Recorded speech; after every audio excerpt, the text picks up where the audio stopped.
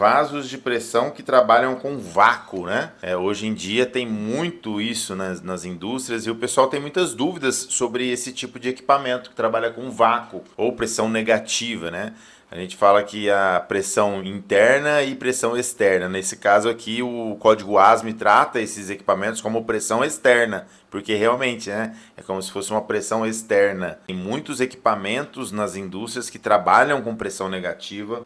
E esses equipamentos que trabalham com pressão negativa, eles precisam ter um tratamento especial também, porque o cálculo é diferente, né?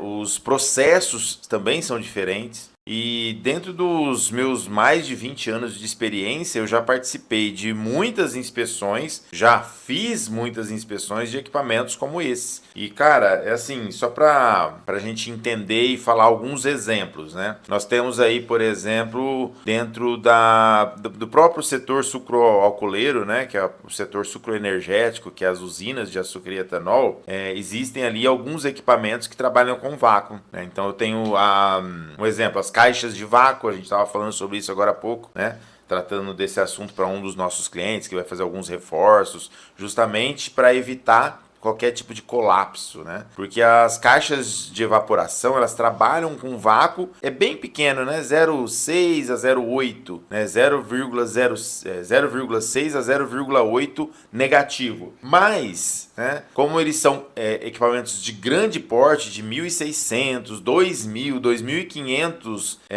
mil metros cúbicos, nós temos aí então uma forte pressão externa, né? E por isso que esses equipamentos, então, eles passam por inspeção, eles passam por avaliações, e às vezes é necessário colocar um tipo de reforço interno, externo, para garantir isso. Então temos lá, ó, caixas de evaporação que trabalham com vácuo nas usinas, dentro da destilaria, né, o processo de geração ou fabricação do etanol, do álcool anidro, que o etanol hidratado é produzido pelas destilarias e o álcool anidro então vai para um processo que a gente chama de peneira molecular. Essas peneiras moleculares têm alguns equipamentos que trabalham também com pressão negativa. É claro que ela é por batelada, então ela tem hora pressão positiva, hora pressão negativa. Então fica nesse vai e vem. E é interessante que nesses casos, esses equipamentos eles precisam ter cálculos para pressão positiva e cálculos para pressão negativa. Então, dentro do mercado da NR13 você tem